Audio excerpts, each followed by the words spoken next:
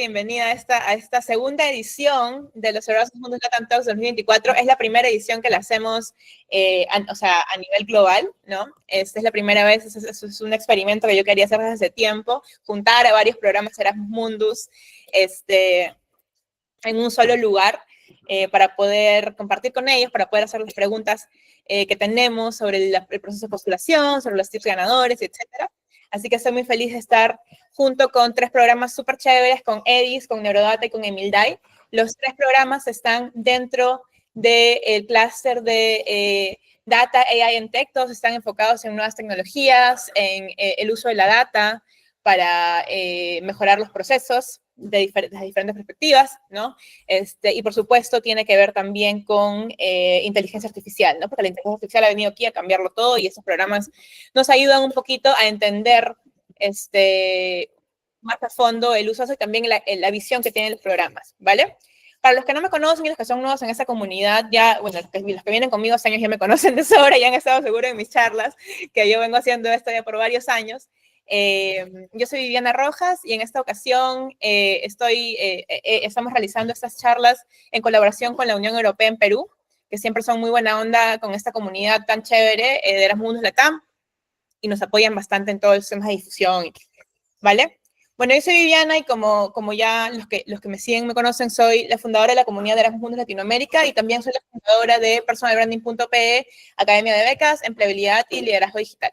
Mi marca personal también, o sea, en realidad en la academia vemos todo lo que tiene que ver con habilidades para el desarrollo profesional y de empleabilidad de cara al futuro, ¿vale?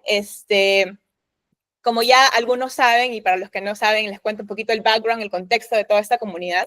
Todo esto inició en el 2020 con ese video que ustedes ven ahí arriba. Yo hice un video en el 2020 en plena pandemia, porque se me ocurrió, pasó antes de pandemia. No, ya estaba en Finlandia, eso era en pandemia.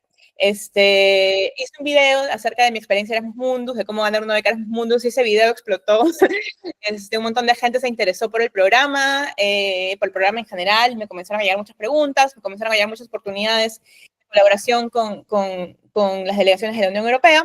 Así que, pues, todo eso desarrolló, evolucionó en lo que es ahorita la comunidad de personalbranding.pe, en donde somos una comunidad de 130.000 personas en más de 59 países, en el último conteo que tuvimos. Y pues la verdad es que estoy muy feliz con cómo ha evolucionado esta comunidad. Al día de hoy, al día de hoy ya somos realmente, digamos, globales, ¿ya? Sobre todo en la parte del mundo del habla hispana, ¿no? Ya 4 años después del video inicial que les comenté, ya podemos decir que hemos beneficiado a cientos de becarios de Erasmus Mundus de habla hispana. En estas imágenes ustedes pueden ver ahí en la izquierda, estoy en la PUC, en un evento que fue este año en Lima, fue un evento presencial de un meetup que tuvimos en la comunidad de personalbranding.pe, llegaron un montón de personas. No he posteado fotos todavía, pero por falta de tiempo, no por falta de ganas, ya se vienen, porque les quiero hacer una serie de posts especiales, por si acaso hay acá gente que fue a ese evento y te tomaron fotos conmigo, las vamos a postear. Y bueno, aquí en la imagen de la derecha, estamos en el evento de despedida de los ganadores de Becas Erasmus Mundus Peruanos 2024, ¿no? Cada vez que voy a esos eventos, por invitación de la Unión Europea, yo me llevo una sorpresa muy linda siempre, porque becarios que incluso yo no conozco se me acercan y me dicen, vi, tu contenido me salvó, tu contenido me ayudó demasiado en mi postulación, tus tips para la carta de recomendación, para la carta de motivación, para el CV me ayudaron demasiado y ahora estoy cumpliendo mi sueño para ir a Europa. Y eso para mí es lo más chévere de hacer esto. Si bien tengo una academia, a mí lo que más me gusta hacer en la vida, en el mundo, en la existencia, es desarrollar el talento de las personas, ¿vale? Entonces, gracias a todo esto, a toda esta buena vibra, a todos estos buenos resultados, fue que decidí crear esa comunidad, ¿no? Porque yo también estuve en los zapatos de muchos de ustedes que son postulantes con el potencial de ganar una beca, pero que a veces por la vida, ¿verdad? Por falta de información, o falta de preparación, o por falta de confianza, o qué sé yo, no logran su objetivo, ¿no? Entonces, justamente mi misión con esta academia, con la academia de becas que tengo, justamente es cambiar eso, ¿no? Apoyándolos a construir competitivo, a crear estos espacios de colaboración y a crear con todo eso y desarrollar y crear aplicaciones y desarrollar las habilidades que puedan realmente ayudarlos a que ustedes puedan reflejar su motivación, su potencial en sus postulaciones a becas, ¿no? Así que ya saben, siempre les hago la invitación para que estén realmente comprometidos a alcanzar esta beca, alcanzar esta meta de ganar esta beca, ¿no? Mi academia y esta comunidad es un espacio donde pueden aprender y prepararse para que sus sueños académicos internacionales se conviertan en realidad. Así que, sin más, demos inicio pues a esta primera edición de los Erasmus Mundus LATAM Talks. El orden de los ponentes va a ser el siguiente. Primero va a entrar EDiSS, luego va a entrar NeuroData y luego va a entrar EMILDAI. Y la estructura que vamos a seguir va a ser la siguiente, ¿no? Primero vamos a tener una presentación de cada programa y esta presentación va a incluir la presentación de los miembros académicos y también tips de aplicación, tips que les van a ayudar a ustedes que están interesados en estos programas para esta postulación o para las siguientes de repente. Luego vamos a dejar un espacio para preguntas. El espacio para preguntas va a depender, o sea, queremos hacerlo como muy dinámico, tipo presentación del programa y preguntas, pero en caso el programa se excede en su presentación, porque a veces pasa que nos emocionamos, muy interesantes que compartir. Si pasa esto, vamos a clusterizar todas las presentaciones y vamos a dejar todas las preguntas hasta el final, ¿vale? Pero sí los animo a que si tienen preguntas, vayan escribiéndolas en el chat, porque conforme avancemos la charla, van a haber representantes de los programas que van a ir respondiéndoselas por el chat, ¿vale? Así vamos agilizando también la comunicación y vamos optimizando el uso del tiempo, ¿vale? También Katia les va a compartir al final, casi al final de la sesión, un form de feedback para que nos puedan contar qué tal les pareció la sesión, qué mejorarían y qué resaltarían, ¿vale? Así que sin más, yo le doy el pase a los amigos del programa EDiSS. No sé quién va, who is going to share first? Sebastian, Bogdan, Yes. feel free to take the stage. I'm going to stop sharing now. Okay, I will share, and I will start with an overview of EDiSS, and after that, we have the chance of having EDiSS students here with us. Mm-hmm. That will be able also to share their own experience being enrolled in the program. So I prepared a set of slides to present EDiSS. So EDiSS is a Mundus Master program. It's a 2-year master program where all our students are going to study in 2 different universities, and when they graduate from the program, they will receive 2 master degrees. Overall, the program is going to provide knowledge and train the students in subjects related to AI, machine learning, data science, and software engineering. And one of the main goals of the program is actually to bridge the gap, we say, between data science and software engineering, to be able to train people to integrate machine learning-based solution in more complex software system. The program itself combines theoretical and practical knowledge and courses, and we do have several project-based work and courses in the program. And because it's going to force you to travel through at least 2 different countries, it's for many students, it's basically force you to step out from your comfort zone and live in different international environments. Very briefly, the program structure is the following. All of our students start the first academic year at Åbo Academic University in Finland. And after that, they are selected for 3 possible specialization tracks. One in Sweden, which is about industrial machine learning software engineering. One in Spain, which is about computer vision and intelligent system, and one in Italy, which is about model-driven machine learning software engineering. In addition to maybe the academic part, we also have a mandatory internship of at least 2 months between the first and the second year, which is typically, not always, but typically done in a company. And then we have also 2 mandatory winter schools that are organized every year. Every year we change country. We organize it in a different country. which is mandatory for both the first and the second year students. It's a place where actually students from two intakes have the possibility to meet and work on different activities. I also have a very quick slides. If you go on our website, we have the list and the link to all the master theses that are published within the program. And I think it's a good way for prospective applicants to have a good understanding on the different, typically research-based topic our students are working on during their second year during the second year of the program. We also have a set of associate industrial partners. So those are companies. Some have, there is different roles. Some are helping us to organize the winter school. Some of them are providing summer internship topic. Some of them are providing master thesis topic.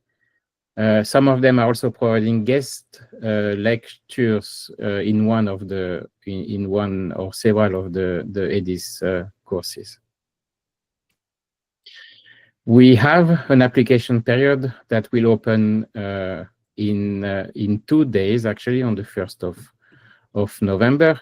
So I invite everybody interested to have a look at our website. We do have a full sections on the website related to the application period, 6 different pages within that sections. I strongly advise all prospective applicants to read carefully all the information which is available on the website, especially related to the application process. If you want more detailed information later on, we are also going to organize 2 webinars. We had the first one actually on Monday this week, and we will do 2 others, one in end of November, and the last one the 11th of December. If you want to register for our webinar, there is the link for registration on our website. Something brief about the student profiles we are looking for. So typically, our applicants have a bachelor degree in computer science or software engineering, also of equivalent subject. We do have a few students that have a background in or bachelor degree in electrical engineering, for example, but then do have strong components in their studies related to software engineering or computer science or data science. We don't have any strong preferences for applicants with or without professional experiences. We have both, actually. We have fresh graduate students that graduate with a bachelor's degree and directly continue with the EDiSS program. We also have students that have several years of break between their bachelor degree and the time they start in EDiSS. So we have both profiles, I will say, the fresh graduates, but also students that having a couple or few years of work experience. And we also request, actually, it's a requirement. We also request to be fluent in English, and for that we do accept 2 possible English proficiency tests. A career opportunity. So to answer that questions, I went on LinkedIn and I did a screenshot of the job titles of our recently graduating students, and this is what you get, actually.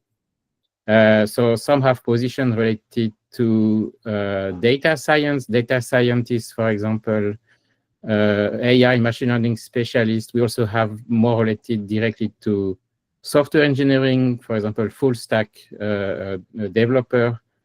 We have also some that started a PhD as a doctoral researcher Machine learning engineers come out several times. So those are the typical job title and that our graduates are getting. And we started enrolling students in 2001. So we have only the first intake that fully graduated at the moment. The second intake is on the way. A few more days or weeks, and they will all graduate. But if we look at intake 1, we have 100% of employed graduates. I am pretty sure the same is going to happen with intake 2 and the following one. Some tips for successful application. I said it already, but I am going to stress it very, very much. Please do read all information on our website. I believe we have a good website with a lot of information, and we have also a FAQ section with most of the questions we typically get are answered directly on the website. We also, if you intend to apply, I strongly recommend you to have a very good understanding on our curriculum. The course we do offer what they contain to make you understand very much what is EDiSS about, what is the content of the courses.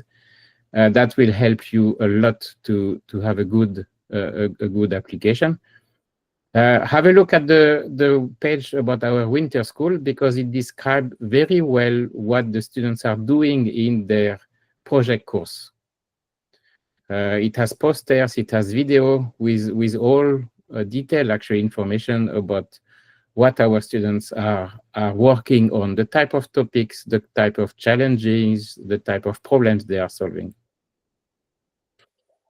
What is also important to understand is the evaluation criteria. We put 70% weight on the academic merit of our applicants.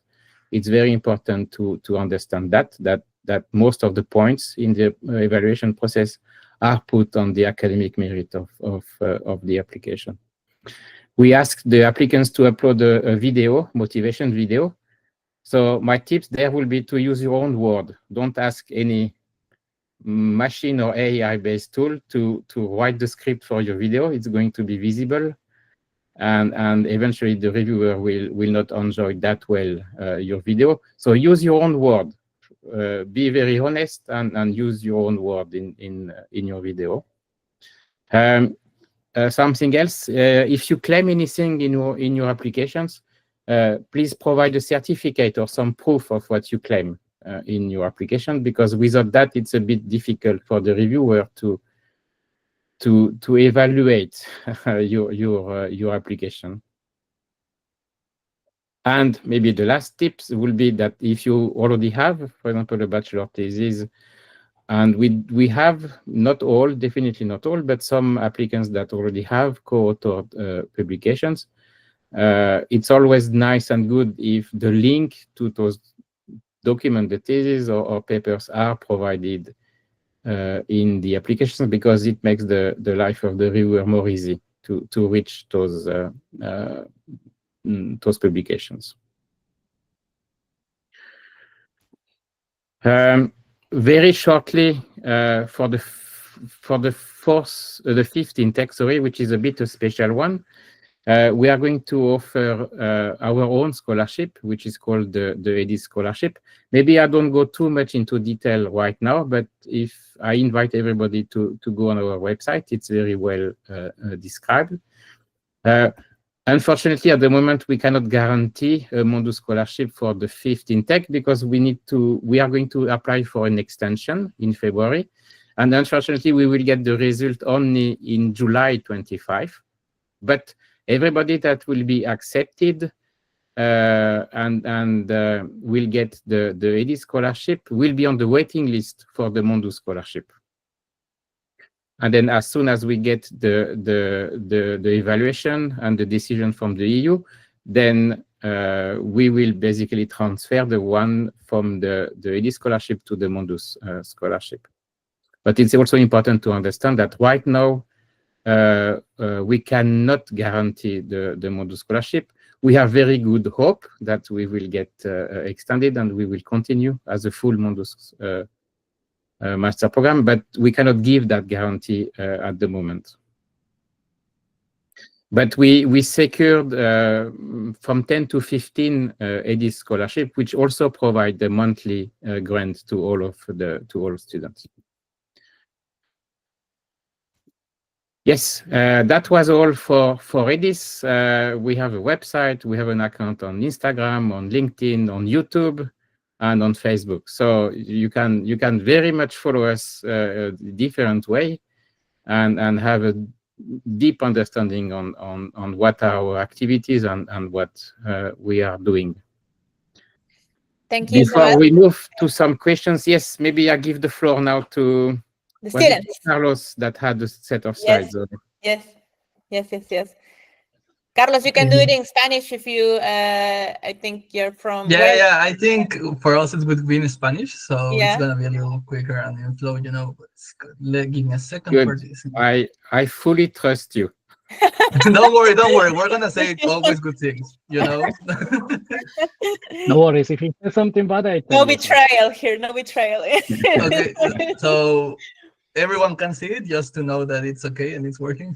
Yes. Sí. Perfect. Entonces vamos a pasar a español. Bueno, Sebastián nos dejó aquí justamente. Órale, pues, órale. Entonces, un gusto verlos a todos, todas, todes justamente acerca de esto. Somos 4 estudiantes que venimos hoy a hablar justamente. Chicos, no sé si quieren presentarse por favor también. Yo soy Juan Carlos Pichardo de México. ¿Los demás? No nos sabemos presentar. No, Yo soy Alex de Colombia. Yo soy Nicolás de México. de Colombia. Perdón. Bueno, está bien, chicos. Entonces, pues dijimos que íbamos a ser un poco más informales. Sebastián ya les pasó toda la parte formal, toda la parte logística aplicar a nosotros. Nosotros es más como la experiencia, lo que van a vivir. Queremos el chisme, como ya no. Justo como chisme. Primero, pues el ambiente que estábamos diciendo justamente de escuela, estábamos pensando qué fue lo que más nos sorprendió apenas llegando. El ambiente de la escuela aquí es un poco muy diferente a lo que es normalmente Latinoamérica. Aquí tenemos algunas fotos de lo que estamos, por ejemplo, viviendo el primer año en Finlandia. Aquí tenemos cafeterías justamente donde te dan de comer una comida diaria, cuesta muy barato. Entonces, tenemos este movimiento en la universidad donde tenemos espacios para estudiar, tenemos tanto también diferentes cultura, diferentes personas que podemos ver, mientras que creo que en Latinoamérica muchas veces estamos como puros latinos. Aquí hay de todos los países, de todos los continentes, entonces vas a tener amigos de literalmente todo el mundo. Y bueno, obviamente creo que el cambio de experiencia de, ¿cómo se llama? No de horario, estoy loco ya. Experiencia de ambiente en cuanto a verano e invierno es muy diferente aquí. El verano puede ser la cosa más caliente, mientras que en invierno estamos a menos 10 grados, menos 15 grados, entonces estamos muriendo de frío. Siguiente, queríamos hablar justamente de estas experiencias que tuvimos también en la escuela, en lo que estamos hablando y diferentes proyectos que tuvimos. Creo que el proyecto más importante, aparte de las clases normales que tenemos día a día y todo, es DAI, que es, vamos a morir ahí, justamente lo que decimos de chiste siempre, es Data Intensive Engineering, y creo que cada uno de nosotros tuvo como un proyecto, nos juntamos en equipos, tuvimos un proyecto que era un proyecto real en una empresa, y justamente tuvimos estas experiencias de afrontar un problema desde cero, sabiendo justamente solo qué es lo que quiere la empresa. Nosotros decidimos modelos, nosotros decidimos datos, nosotros decidimos todo. Cada quien tuvo su propia experiencia. Justamente los 3 que estamos un poco ya graduándonos pronto, creo que sufrimos mucho durante todo el primer año en esto, pero la verdad es que nos gustó mucho al final un poco los resultados que tuvimos. Tuvimos muy diferentes proyectos. El mío fue analizar datos. Alex, creo que el tuyo fue justamente de Parkinson. Y el de Nico no me acuerdo, Nico, ¿cuál era el tuyo? Sí, fue mucho más enfocado en ingeniería de software, en cómo generar un dataset para pues testeo y demás, y pues, bueno, cómo se usa, cómo lo podemos aplicar a una industria, que era, sí, bueno, más o menos. La verdad es que está interesante siempre los datos ahorita. Está armando ahorita justamente esta mitad de su proyecto él, entonces él creo que está más reciente con todo el trabajo que está haciendo. Si quieres decir algo rápido, Armando, de ello, de cómo te sientes ahorita. Sí, por ejemplo, mi proyecto es en detección de cáncer con redes neuronales. Y como dice Carlos, es muy interesante la educación aquí, es muy distinto, al menos en mi experiencia en México. Eh, Está mucho más basado en proyectos, en desarrollar tus habilidades prácticas. Y pues, o sea, eso está muy padre. El primer año es este proyecto de DAI, que es como lo más importante del primer año. Y como dice Carlos, es con una empresa. Luego tienes la internship de verano, que también pues, es experiencia. Y he escuchado que lo más común es que la tesis se termina haciendo también con una empresa. Entonces, siempre el programa está muy enfocado en desarrollar tus habilidades prácticas.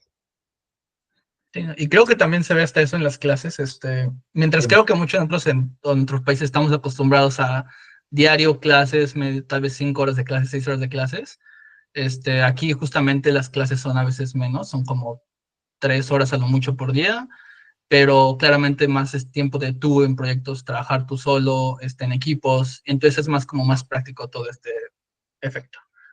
Luego, bueno, una de las partes importantes creo que nos dijeron ahorita fue el segundo país.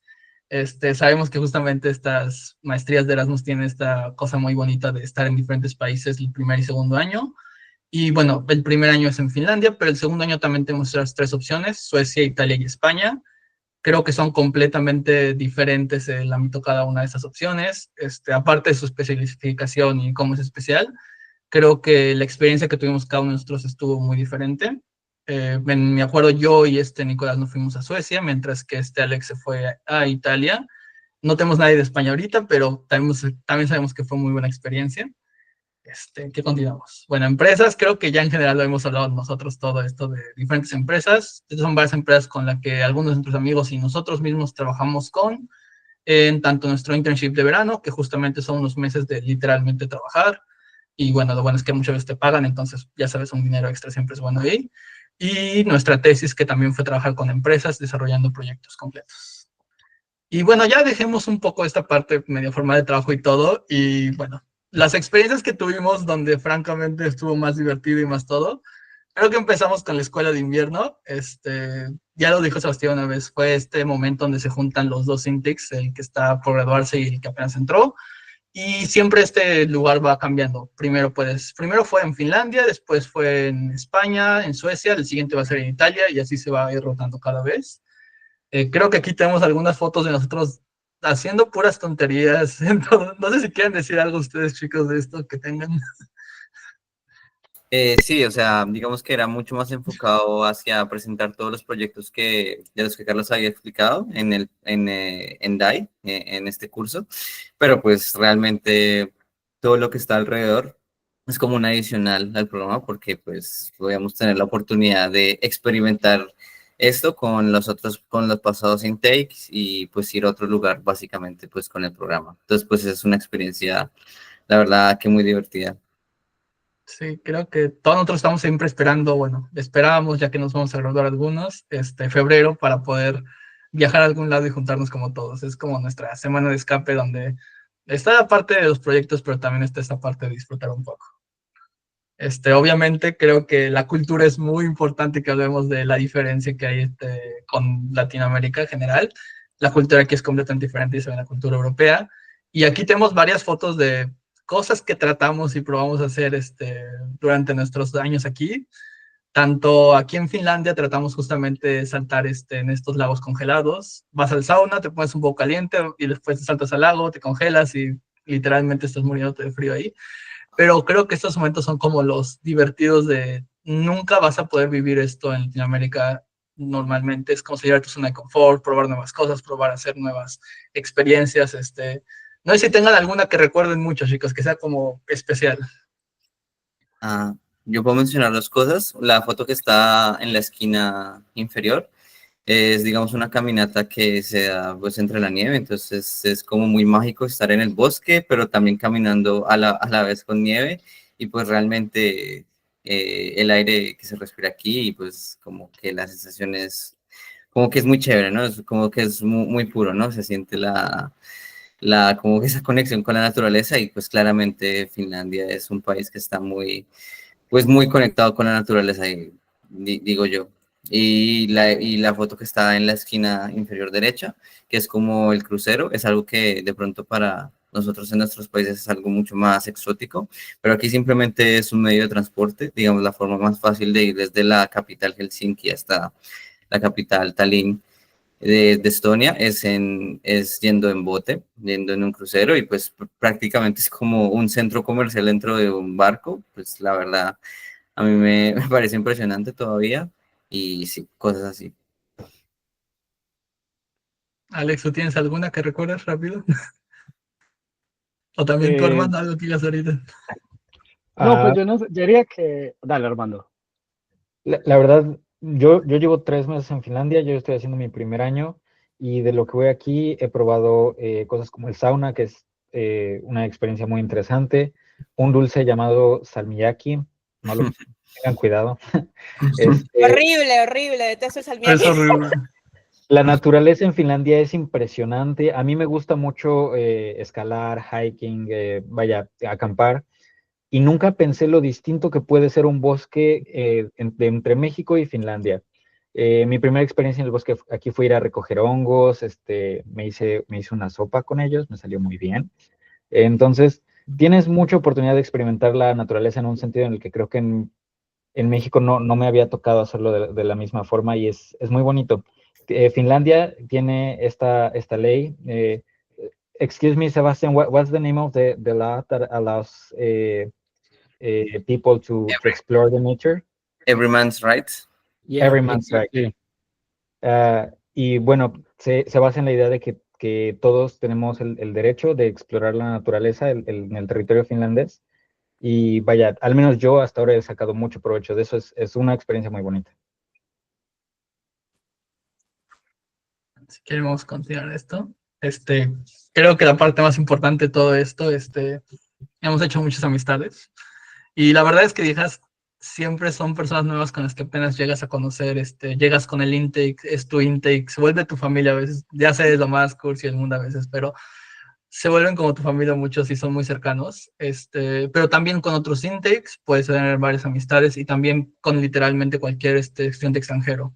Aquí en Europa creo que es muy común que estudiantes cada semestre se vayan a otro, entonces vas conociendo gente de todos los países, de todos los continentes, y la verdad es que creo que tenemos ya amigos por todo el mundo.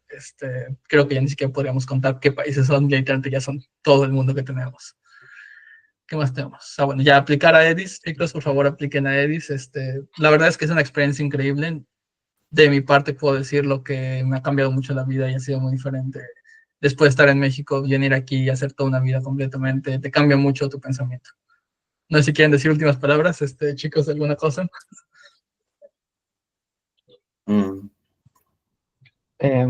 Sí, los invito, yo lo recomiendo.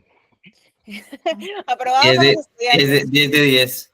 Me encanta, me encanta. 10 de 10, solo disfruta el frío de a menos 15 grados diario. Eso es lo más divertido de todo. Pero yo también he vivido en Finlandia, tengo que meter mi cuchara acá y todo, me identifico demasiado con todo lo que han dicho, también con el tema no sé, quieres comprar una cerveza y te cuesta 85.000 euros en el Alco, ¿no? Entonces, es un tema. Pero más allá de eso, pues todo súper bien. En realidad, a mí Finlandia es un país que a mí me enamoró. No es un país en el que tú normalmente dices, ay, mira, hoy mañana me voy a ir a Finlandia a vivir, ¿no? Es una oportunidad bien única. Y definitivamente les recomiendo. Me ha gustado mucho escuchar sus experiencias, chicos. Yo he visto que ya varias personas han estado escribiendo preguntas en el chat, un montón, de hecho, así que creo que vamos a pasar a la siguiente presentación, y dejamos las preguntas siguientes al final, porque ya estamos como que son 7:37, así que mejor comencemos de frente con, me parece que la siguiente es NeuroData. ¿Dónde está? Sí. Por el momento, muchísimas gracias a las personas de EDiSS, a Sebastián, a Alex, a Carlos, a Bogdan, que ha estado respondiendo las preguntas, pues y a todos los estudiantes que también han estado escribiendo aquí. Así que pasemos con NeuroData. Ina. Hello. ¿Sí? Yeah, I'll share my screen. One second.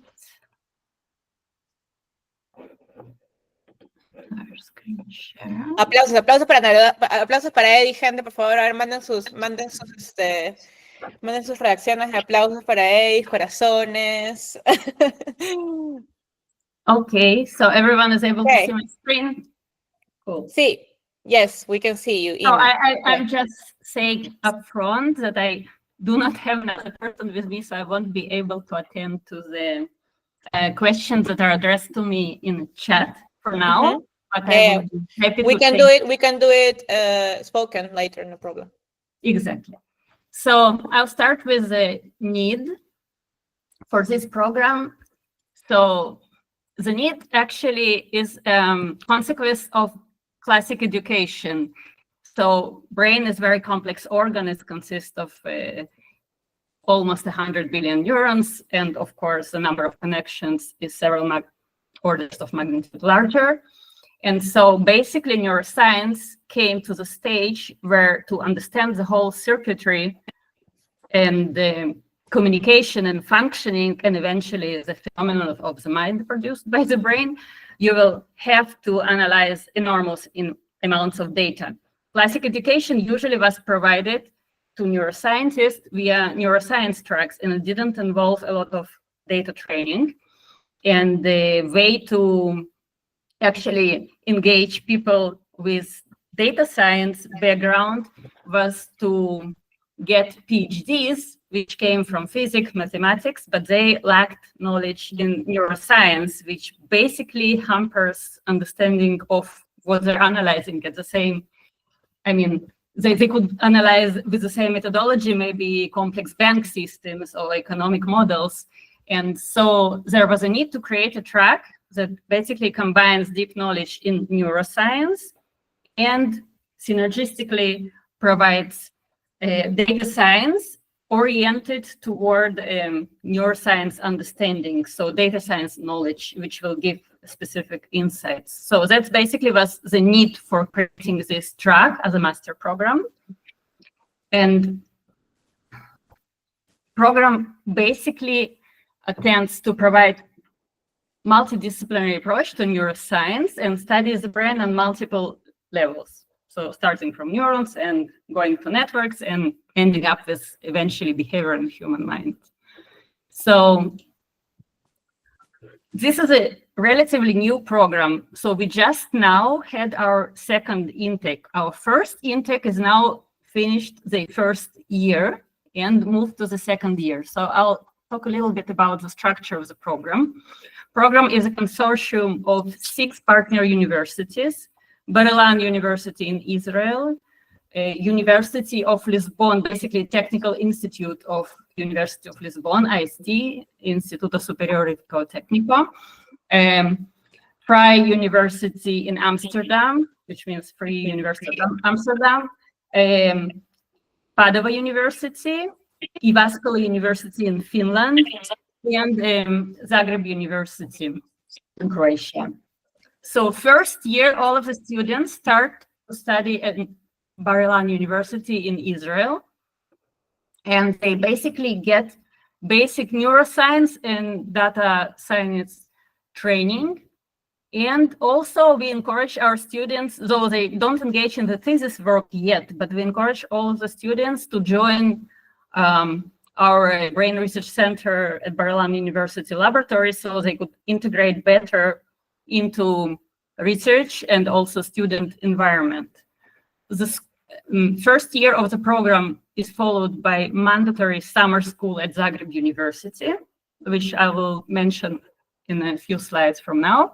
And then second year is mostly devoted to courses, to thesis work and some elective courses. So from here, students split either to University of Amsterdam, University of Lisbon, University of Padova, or University of EDiSS. Each one has a little bit different specialty. So both of them are involved with neuroscience and data science. But for example, Padova University and EDiSS University are more cognitively oriented programs, while Amsterdam University is more system neuroscience, and the University of Lisbon is more biomedical engineering oriented. It's biomedical engineering department, basically, who hosts this program. So first year is taken at the Brain Research Center. I'll briefly just give you an overview of the center. So The center actually under one roof has over 50 researchers affiliated with it and over 30 laboratories, and it has people coming from all the different places and fields that are necessary to understand the brain. So it's molecular neuroscience, cellular neuroscience, biology, as well as psychology or cognitive neuroscience. We have linguists and as well computational neuroscientists, some people with background in computer science, engineering, and physicists. Variety of methodology, again, starting with cellular neurobiology, topics as various neurosystem disease, treatment of disease, of course, perception, visually, auditory, pain perception, etc., cognitive processes, language processing, cognitive enhancements. Those are a variety of topics. Again, various models, of course, human subjects as well, especially in cognitive fields, and invertebrate and vertebrate animal models, and a variety of approaches. So we have MEG. Some people use fMRI. We don't have it on site, but we do have hospitals collaborating with us, as well, of course, as EEG, computational modeling, behavioral cognitive paradigms, electrophysiological, and the molecular and genetic technologies. So I'm coming back to the structure, which I already mentioned. So first year in Israel, summer school, mandatory in Zagreb, Croatia, and then one of the 4 locations in Europe. The curriculum for the first year, I won't go into much detail. You basically could see all of this information on the website, but I'll just mention that all the neuroscience and data science module is mandatory courses, as well as students are to pick one biological course and one cognitive model course. And then there is Zagreb Summer School. Again, this is 2 years program, so 60 CTAs are gained during the first year, and 60 CTAs are gained during the second year. You could also see the courses are of other partners universities. So again, in Jyväskylä and Padova, those are a little bit more cognitively and psychology-oriented courses, while in biomedical engineering in Lisbon and Amsterdam is more system neuroscience and data processing courses. Summer school this year had a schedule of 2 weeks, and it was hosted by Zagreb School of Medicine and Zagreb Faculty of Electrical Engineering and Computing. Basically, students were divided in 2 groups and spent a week at each of the locations where they did some hands-on projects and then presented the results. People who engaged in labs during the first year also presented the results, or whatever stage they were at, of the projects that they've done at the laboratories during the first year at Bar-Ilan University. So profile of the applicants is multidisciplinary, since again, there is no basically bachelor degree in data and neuroscience, or just computationally oriented neuroscience. So we accept people who either graduated from a Bachelor of Science in neuroscience or biology, or exact sciences such as mathematics, physics, or chemistry, or computer science, or psychology and cognitive science, as well as we accept people from electrical engineering. So basically the first year of curriculum is necessary to bring everyone from this multidisciplinary background on the same page, because usually people from exact sciences, most of them would lack some neuroscience background, while people from life sciences, neurosciences, psychology might lack some mathematical background. So you have to be a huge self-motivator to complete these gaps of knowledge to participate in this program. About the second year, so all of the partners except University of Padova accept multidisciplinary background students with bachelor in the specialties I just mentioned, while University of Padua accept only psychologists, since the track is under the psychology department and you have to be a psychologist to get to this track. Yeah, so I just basically mentioned all of the profile of the students we accept our program. Again, to all of the students, some general knowledge in biology, math, and programming in Python is necessary to be able to study in this program successfully. Again, as the EDiSS program, this is double master degree. So people who finish this program, depending on the track, a degree in Master of Brain Sciences in data track from Bar-Ilan University, and depending on the university, another master, which is for Lisbon, Master in Biomedical Engineering. For EVascular University, it will be Master of Arts and in Brain and Data Science, and for Padova, Master in Cognitive Neuroscience and Clinical Neuropsychology, and Master in Neurosciences from Amsterdam. So our first edition had about 15 students. Basically, we plan to continue with recruiting about 15 students with Erasmus Mundus scholarship, and about 5 students could be invited to join as self-paying students, of course, once they are accepted. And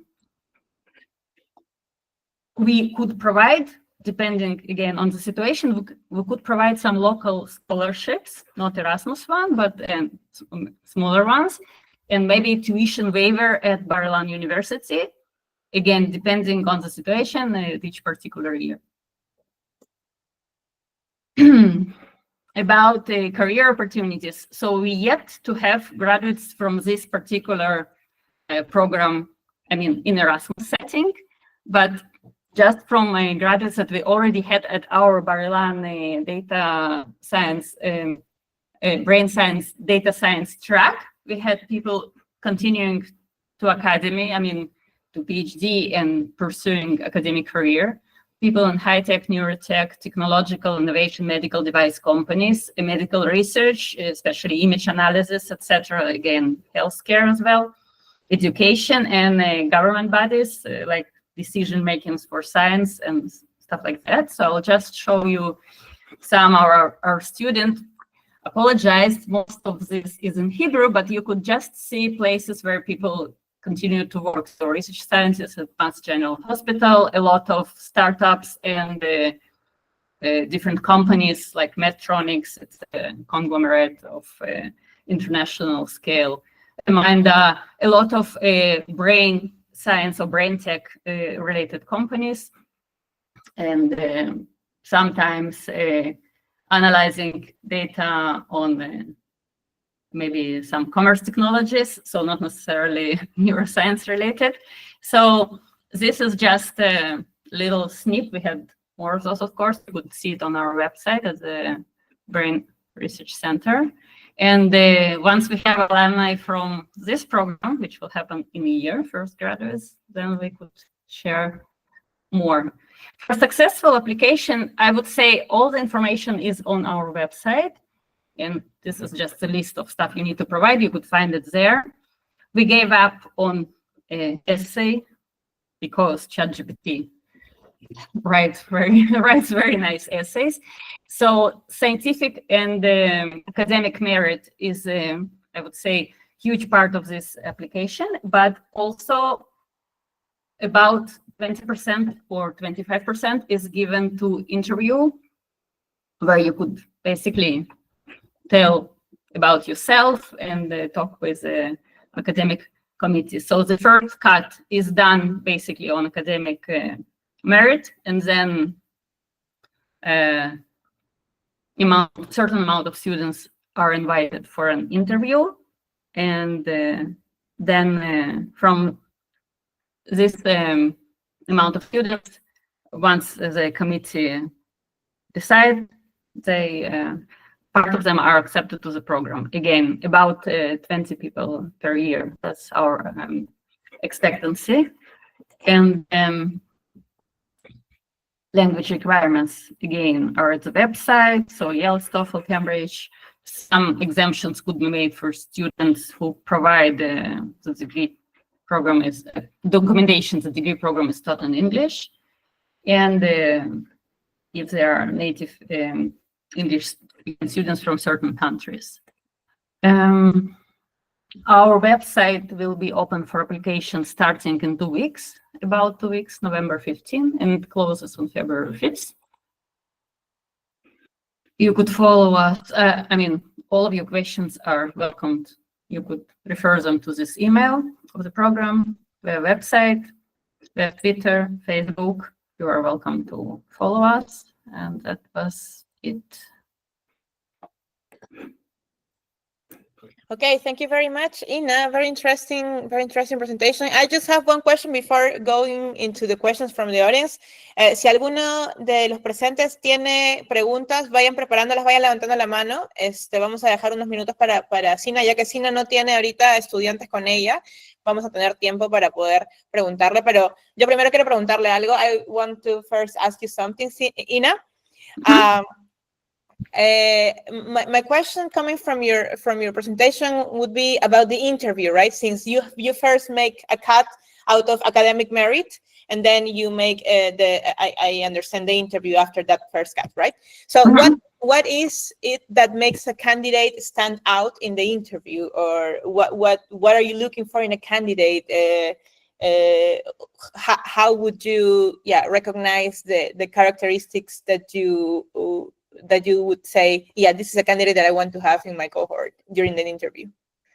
Yeah, I would say, well, again, I would revert back to the few things that Sebastian just said. First of all, I guess authenticity. All those applications that are already past the first threshold and invited to an interview have to be backed by certified documentation. Some profiles could look really good on paper, but then when people get to the interview, you could see, and I think in our field, which is multidisciplinary, in our program, which is multidisciplinary, sometimes you could see people who don't have genuine interest in neuroscience, because we also have a lot of people with a really technical background, and neuroscience may be a little bit of a sidekick for them. So it has to be somebody that fits the program in terms of maturity of the desire to learn in neuroscience and data science program. And I think maturity also as a person, this is something that you could pick up on an interview. It's maybe, I think when you submit your applications, any kind of academic international experience, internships, from our experience, people who had prior international experience, internships in the bachelor degree, they stood out because they already had some exposure to other academic environments, different countries. So, but it's not a prerequisite. It's just probably one thing that you could see in people who are driven and oriented toward studying, but also maybe referring to all the stuff that students who just experienced at this program said. The main thing, I mean, everyone who comes to this kind of programs usually are outstanding, excellent students who want to learn. So this is set apart.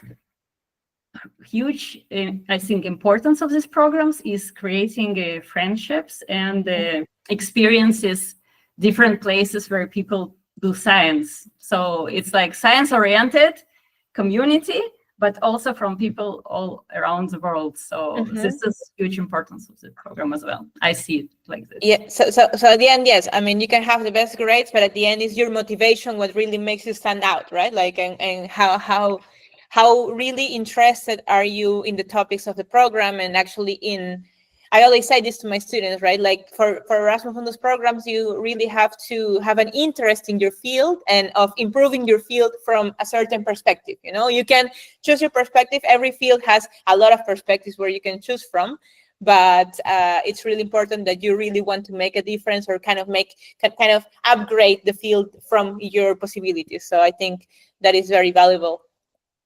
We have one question from Alejandra Rodriguez. Alejandra? Hi, Ina. Thanks for your presentation. Yes, my question would be, you require a proof of residence at the moment of the application, and I was wondering, like, it would be I'm from Colombia, but I'm currently residing in Germany. Is that like a problem, or is only just No.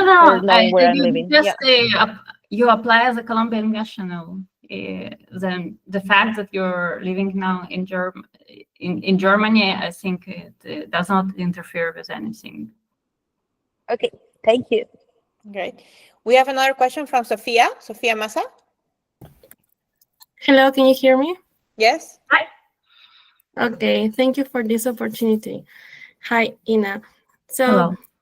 I'm very interested in neuroscience. I have a bachelor in industrial engineering, and I'm really interested in neuroscience to the approach to the cognitive part, like teaching and studying. I do not have a background on programming, so I don't know if that is a stop for me to apply, or there is no need. I can learn in the first year, as you said. So I was wondering if the purpose I have with neuroscience goes well with the program of the master, as I can tell you. What you can tell me about it, I don't know. Thank you so much. So I would say this, industrial engineering is not designated as one of the fields, but it's also, there is a huge difference, I think, between academic system in different countries, and sometimes some track just non-existent in one country and existent in the other. So in the case, like you learned engineering, but it's maybe industrially oriented, the committee will need just to see the whole transcript and see the courses that you've learned and decide whether they're applicable. I think what is necessary for this program, it's a strong math and maybe engineering, electronic engineering background, because at least you will know some principles of action of neurons, and then you will complete some neuroscience background. In this case, as any people who started with studying computer sciences or engineering. So you will just need to submit the whole documentation. It's not one of the classical backgrounds that we have seen usually, but since, again, it's multidisciplinary, sometimes people with medical degrees apply as well, or at least undergraduate medical studies. So the programs, this kind of master programs usually are oriented either for people who just recently finished a bachelor degree, fresh out of, or maybe had a few years working break, but not like overqualified people as PhDs or doctors who already practice medicine, because those are people in the middle of their career. And this is, I think, not something that is oriented for this kind of audience. Okay, got it. Thank you so much. Thanks so much. Thank you, Ina. With this, I have a question. So for a profile for a candidate that let's say they didn't have this technical background with the prerequisites in the bachelor, but that they maybe took some extension courses after the bachelor's. Let's say they had some, I don't know, a couple year courses or a couple months courses with the technical requirements of the program. Would these courses count as a proof of technical knowledge or proof of technical skill set, or wouldn't they? For people with the right academic background, which I specified during my presentation, any courses that could complete their knowledge in the other field would count, again, certified by specific certifications that they acquired of those courses. We actually advise people who we accepted to the program, encourage them to take some online courses with a list. We provided them with a list of prerequisite topics that they need to be proficient with, and they took some some of them decided just to found independently some courses, and for some we advised to take several courses and just to improve their knowledge or close the gap, because that's exactly the necessity for this degree. The lack of bridge between those two divergent paths of educations, at least at the bachelor, it's not yet bridged, or not in a lot of academic places that we have seen when we researched the field, when we actually applied for this project. So neuroscience as a bachelor degree evolved, let's say, a decade ago. Before that, to come to neuroscience, you had to study either life sciences, biology, or something like that, and then maybe to specialize in neuroscience at the second degree.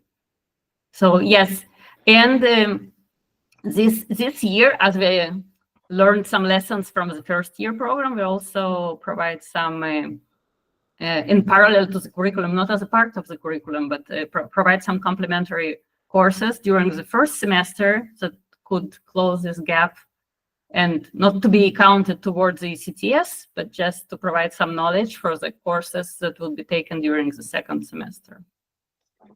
Okay, thank you very much, Ina. I don't know if we have any additional question. One last question, we have time for that. Otherwise, we will move to the next program. You can raise your hand. Otherwise, we close this talk. Okay, apparently not. Thank you very much, Ina, for your presentation. I think NeuroData is a very interesting master. Now let's welcome. Yes. Now let's welcome EMILDAI. I don't know if Julia. Okay, Julie is here. Is it Julie? Sorry, Yes, I have Julie, the Spanish yes. thing, Julia. Yeah, Julie, you are welcome to present now. Thank you very much. Are you alone? Are you with someone from your? I think Juan is here. Juan Arrey. I Okay, saw him yeah. I saw him in the participants. So Juan, sorry, we didn't connect before this. So I'm just gonna give the presentation, and then if you want to come in and just talk about your experience for a bit, that'd be great. And then you can help me answer any questions, because you would have the hands-on student experience, whereas I have the coordinator experience. Yes, great. Hola a todos. Yo también hablo español, pero no tan bien como los otros. Pero I'm going to do the presentation in English because I think it's just going to be easier. But if there are questions in Spanish, I'm happy to answer as well. So yeah, I'm just going to start with my little slideshow there. I have a bit of an Irish accent. If things are not clear, please let me know. I'm happy to slow down or repeat myself. I'm going to try and make it as clear as possible. So I am Julie. I'm the coordinator for EMILDAI, which is the European Master in Law, Data and AI. So we're coordinated by DCU, which is Dublin City University in Ireland, hence the accent. Our partner universities are located in Universidad de León in España, Università di Pisa in Italy, and then Avignon Université in France. We also have some associated institutions, which are our research partners. So ADAPT is also based in Ireland, ISTI is in Italy, and then Faculté de Droit, Université Savoie-Mont-Blanc, which is in France. We also have loads of industry partners, and we have the entire list on our website. I didn't have space or time to put it in, so I'm just sticking to the main people. So this is how EMILDAI is structured. We have a stream and track based program. So in the first year, all of our students are in Dublin City University for what we call the foundation year. So they spend their first year all together, and they will be taking classes together in law and in computing. So you will be spending time in the two faculties, in the two departments. So the idea is that everyone starts with a fresh understanding of the intersections between law, data, and AI. In year two, that's when everyone splits and does their specialization. So we have people coming from a law background, which then will follow the law stream. And then we have people from a computing background, which will follow the computing stream.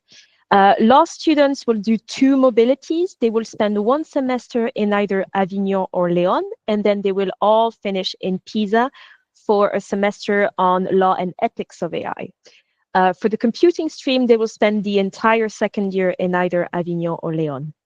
The difference is the track name. So if you're going to Avignon, you'll be following the data governance track. And if you're going to Spain, you're going to follow the cybersecurity track. So everyone's together the first year, and then everyone kind of moves away, does their own specialization. And we have the entire detail on our website of which module, which courses are in each semester and each specialization. So if one of those names sound interesting to you, you should check our website to see the entire list of classes in modules.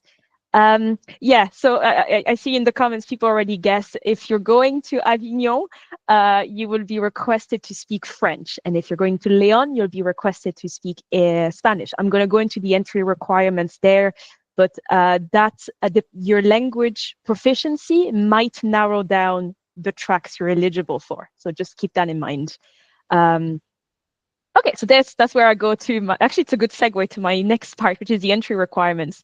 So we have two main things we absolutely need in order for candidates to be eligible. So the first thing is you need to have a relevant degree. So you need to have a bachelor's or a master's or previous degree certification in law or derivative topics, or computing and derivative topics. I'm going to go in a bit of detail there. And then you need to have appropriate language proficiency in English for the first year in DCU, and in PISA as well, the classes are in English. And then you need either, so on top of English, you need either French or Spanish. I assume from the organization of the event and from what I understood from Viviana that a lot of you are Spanish speakers, so you more than likely all tick the Spanish box. So that should make it easy. But if you were interested in the data governance track, you would need to be able to speak French. I have our email address dotted all over the presentation. So if you're not sure if you're eligible or if you have a bit of a unique background, please feel free to email us with explaining who you are. And me or someone from the team will be very happy to guide you and explain if you're eligible and what you're eligible for. So I was saying relevant degrees, so qualification in computer science, computing, computer applications, computer engineering. So anything along those lines, you are eligible for the computing stream. Also, if you, for example, you did a course, for example, you did a year specialization in computing, that also works. So we need to have proof that you have certain background in the topic. And it's the same for law. So law or a derivative degree. So if you have an economics degree with a specialization in law, political science, international relations, or if you have, we have one of our students who did a special course to become a barrister, become a juror. Those 1 or 2 year courses also qualify you. So you need to have some kind of law expertise if you want to follow the law track. Appropriate language expertise. This is a screenshot from the website. You can go and read the full thing in your own time on our website. To make it very simple, so English, you're required a C1 level on the CEFR. We also have on our website the whole list of certifications we accept. We accept the Duolingo English certification, which I know is very helpful because you can get the results in 2 days, whereas some of those tests like the TOEFL or the IELTS, it can take a long time. So we accept the Duolingo. So if you didn't know and you need a certification, we accept that one. We also have the entire explanation on the website, so please go have a look if you want to double check. But just a second for French and Spanish. So for French, it's a C1 CEFR, although to be perfectly honest with you all, we accept people with a B1 and a B2 level as well, as long as they take a French course while in DCU in the first year in order to improve their French, which we have available here, so that's no problem. So yeah, we accept C1 and B1 and B2. And for Spanish, it's not written, but we actually take up from B1 as well. And for certifications there, we're extremely flexible. So any kind of school certification, small course, online course, anything is okay. We conduct interviews with candidates that are eligible for the program. So during those interviews, someone will interview them in French or in Spanish, depending on the chosen track. So that interview will help us decide if your level is appropriate for the program. So that's really what decides it. So any certification you may have, and then we will double check during the interview. We have several scholarship opportunities. So we have the full scholarship, which is the same as my colleagues who presented other programs as well. We have the full scholarship, which is the one provided by the European Commission. We also have 2 other scholarships, which we call partial scholarships, which means your fees are waived. So it means you don't have to pay any fees, either for the full duration of the program or for the second year. So if you were not successful in getting a full scholarship, we have those which can help fund your way through the program. And we've had a lot of students who have taken the partial scholarship, and it's been very helpful to them. And also it helped us welcome a lot more students at like a smaller price. All students also receive a comprehensive health insurance, which is a considerable bonus. Professionalization opportunities. All throughout the program, we try to put you in contact with industry and professionalization opportunities. We have a research blog. We do some vlogs or like blog videos or video essays on our YouTube as well, although I'm working to build that up a bit more. We have a podcast series that is done with the law department in DCU, and those are managed by our students. So our blog, our editors are EMILDAI students. The people that are submitting articles are students as well. So if research and talking and sharing and writing articles is something you're into, we have that all throughout the program. We have events and seminars with industry and institutions. We always have professionals coming to give lectures in the various universities, and all the students are always welcome. We have our annual summer school, which is very similar to the other 2 programs as well. And we have a work placement at the end of year 1 and an internship at the end of year 2. And those are very varied. It goes from law firms to NGOs to national organizations to private industry or research institutes. So it's very varied. And that's something we're really proud in the program. With our students can do a lot of different things with their skills. Some key dates coming. So our applications are already open. They open on the 21st of October, and they will close on the 12th of January. In February, we have what we call our administrative review, which is where we go through your applications and we make a list of eligible candidates. In March, we have the academic review, which is where we go a bit more in depth as to what did you write on your CV, on your personal statement, and we kind of grade the quality of the applications. And then from there, we conduct interviews. The grade you get from your academic review and your interview allow us to rank the students, and then we offer scholarships and positions to the top-ranked students. That's how we function. So we have our team, and we give grades. So you get a grade from different people, and then we kind of do an overall at the end. Then we will communicate results in April. We have a second round in March, but it's mostly for self-funded, or if there are some positions, funded positions available, we might make them available again at that time, and then the program will start in September. In conclusion, so trying to conclude a lot of information there. If you have a degree in law, computer science, or any similar subjects, if you speak either French or Spanish and you have a keen interest in law, the use of data and artificial intelligence, I think EMILDAI might be the program for you. What do you need in your application? You need passport or identification card. That's just to verify you're a human being. That's one of the things we need to do in DCU. Diplomas and transcripts in English. So a lot of people ask me for translations. They just need to be certified. I know sometimes it's recommended that they're apostilled. It's not required, but some people have them. So if you do, please send them to us. If it's just from a private translator, make sure they have their seal of certification seal on the translations as well. So we need them in English because DCU is the university that processes the applications. So they need all the documents for the diplomas and transcripts in English. Evidence of English plus French or Spanish proficiency, so your certifications, test results.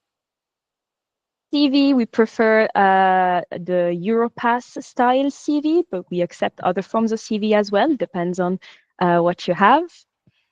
We need a personal statement, which is between 500 and 750 words. On our website, we have some key questions that can help you write your personal statement. Basically, we want to know, who are you? Why are you interested in EMILDAI? What makes you want to pursue the program, and what you want to do after that? Where does EMILDAI fit in your career plans and your journey as an individual and as a professional? So we kind of want to get to know you better. And then we need the email address of 2 referees, so academic and or professional. Hold on, I'm trying to see. Yeah, I didn't forget anything there.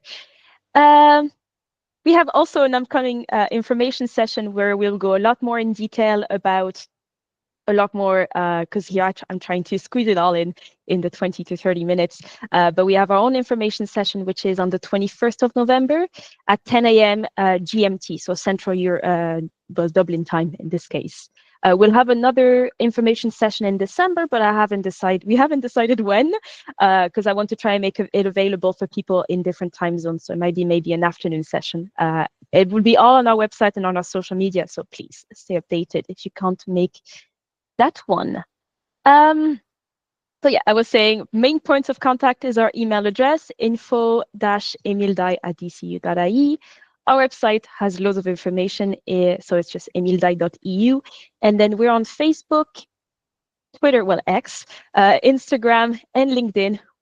We're very, very active on social media, so please do follow us. Just look for EMILDAI or EMILDAI EU, and you will find us there.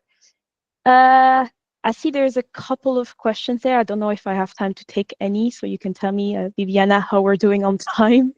Yes, I think we go with the experience of the student, and you can write the answers to the questions in the chat because they have written them in English. And then when I think that would be the best. Otherwise, we can have the student experience, and we leave space. We have space. We have 30 more minutes at the end for questions, so we can do however you want. I think it would be important to have the student experience now within the full presentation. Okay, Juan, are you here? Yes, Juan, are you here? Yes, hi. Sorry, do I do it in English or Spanish? However, I think in Spanish would be better. Yes. Yeah, and perfecto. For the English speaking, you can turn on the captions for the English speaking attendance. Yeah. Perfecto, no. Para mí un gusto estar aquí. Primero, muchas gracias. Es un gusto, bueno, it's very nice to meet you, Julie. Porque no le conocía a Julie cuando yo ingresé. Julie no estaba en Irlanda, pero es un programa magnífico este. Yo ¿De soy dónde fan, eres, Juan? yo soy de Ecuador. Ah, Soy de Ecuador. Es un programa relativamente nuevo. Se fundó básicamente hace 2 años, entonces soy la primera cohorte que se graduó del programa. Eso es importante explicar. Y entonces, en ese sentido, digamos, de mi corte, hay gente que está consiguiendo trabajo ahora, pero lo bueno de eso es que abre un networking importante para las futuras generaciones y somos un grupo bien unido, digamos, porque las 3 universidades están muy bien coordinadas y, digamos, tienen una interacción como amplia. Entonces, las 3 universidades unen su conocimiento para poder ofrecernos oportunidades laborales. Es importante mencionar para los latinoamericanos especialmente que como necesitamos visas para trabajar en muchos de estos países, el título irlandés nos permite, después de habernos graduado, nos permite trabajar durante 2 años en Irlanda y hay ciertos acuerdos igual con España y otros lugares. No estoy muy seguro de esa parte porque a mí la parte que me interesa es Irlanda, pero en todo caso aplicaríamos a una visa G1, se llama después. Pero bueno, eso les puedo explicar más tarde o les puedo explicar la propia Julie si le mandan un email, es relativamente simple. Pero es una puerta de entrada hacia el mundo laboral en Irlanda, donde están todas las Big Tech. Entonces esto es importante porque todas las grandes empresas de tecnología como Google, Amazon, Microsoft, Apple, ponen sus bases, sus headquarters, digamos, en Irlanda. Tienen un sistema beneficioso de tarifas y taxes que puedo explicar después, pero esa parte no es importante. Pero eso abre un montón de oportunidades laborales para las personas que se han educado en este campo. Entonces, en ese sentido, todos los trabajos que mencionó Julie, como Data Governance, Policy y el resto de trabajos, existen en Irlanda y se pueden conseguir. Ese es un plus gigante, pero ahora voy a hablar sobre todo de la experiencia. Entonces, la experiencia es que el primer año se pasa en Irlanda, es fabuloso, Irlanda es un lugar hermoso, mucha gente no conoce nada de Irlanda, pero tiene mucha naturaleza, los trenes están a una hora de distancia, a 2 horas de distancia, es una isla, entonces la gente viaja mucho en tren alrededor de la isla, y se puede, o sea, tienen unas vistas magníficas para la gente a la que le gusta caminar, es precioso, se pueden hacer pequeños viajes en bote hacia unas islas que se llaman las Islas de Aran, que son preciosísimas, y como somos estudiantes, los tickets a veces cuestan menos, entonces, por ejemplo, los trenes de ciudad, que nos pueden llevar a una playa, por ejemplo, cuestan €1, entonces se puede viajar con €1 durante 90 minutos. Es realmente una experiencia linda, porque la ciudad es como súper diversa, es un ambiente súper emocionante, hay mucha fiesta igual, para la gente que le interesa la fiesta, y de ahí de la parte de la educación, digamos, la universidad es fantástica, tiene unos recursos increíbles, tienen una infraestructura gigantesca, o sea, es el mejor gimnasio que yo he visto en mi vida, tenían piscina y un montón de cosas, y es un lugar como muy bueno.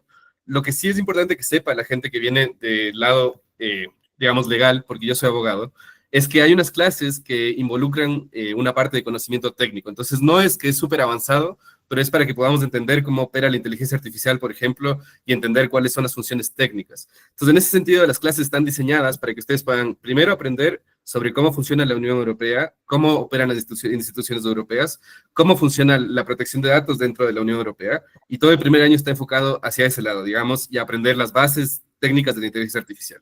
Luego yo hice mi primer semestre en la Universidad de León del segundo año, digamos, del año de movilidad, y en la Universidad de León yo seguí el track de ciberseguridad. Ahí se aprende básicamente el tema de cómo opera la ciberseguridad, cómo, digamos, qué normas regulan, qué es la NIS, digamos, hay un montón de regulación respecto a la ciberseguridad, y se aprenden algunas partes prácticas. Y finalmente en Italia se profundiza en la ética de la inteligencia artificial, y las clases tienen como 3 componentes amplios. Uno es técnico sobre cómo regular y hacerle fine tuning a la inteligencia artificial. El otro es más legal, digamos, de cómo se regula la inteligencia artificial, y por ejemplo ahora que salen el AI Act y ahora hay una nueva ley que se llama el Liability Act de Europa. Y finalmente, la última parte es filosófica, y hay unos profesores que son filósofos, o sea, digamos, los profesores son excelentes, y de hecho mi parte favorita de todo el máster fue Italia, porque para mí la regulación de la inteligencia artificial era lo más importante. Sin embargo, yo no creo que ninguna de las otras 2 partes tienen menos relevancia.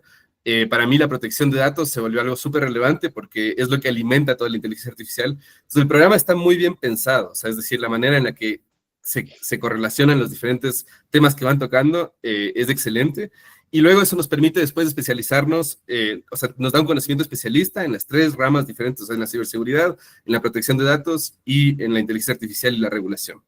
Eso nos abre un montón de puertas, y hay un montón de chances tanto en México, Perú, Ecuador, por ejemplo, para hacer esto, y como hemos, digamos, adaptado nuestras leyes muy parecidas a la ley europea, al GDPR, o sea, son muy similares, lo que se aprende en Europa es fácilmente transferible hacia nuestros países. En ese sentido, yo lo que creo es que es excelente, digamos, el programa en sí, y lo otro es que la calidad de vida en estos lugares es muy buena. O sea, por ejemplo, yo en Italia vivía frente a la playa, era precioso, y hacía 40 minutos hacia Pisa, vivía en Tirrenia yo. Y eso era precioso porque todos los días en el verano podía ver el atardecer a las 10 de la noche en la playa. Y eso es algo que es un privilegio que uno nunca se imagina, estar en la Toscana viendo el atardecer y estudiando lo que uno quiere. Entonces, eso, y de ahí respecto yo recibí una beca. La beca cubre los costos necesarios. En Irlanda es un poco más apretado, eso quiero que sepan, porque Irlanda es un país más caro que Italia y España. Sin embargo, en la parte de Italia y España alcanza perfectamente para todo.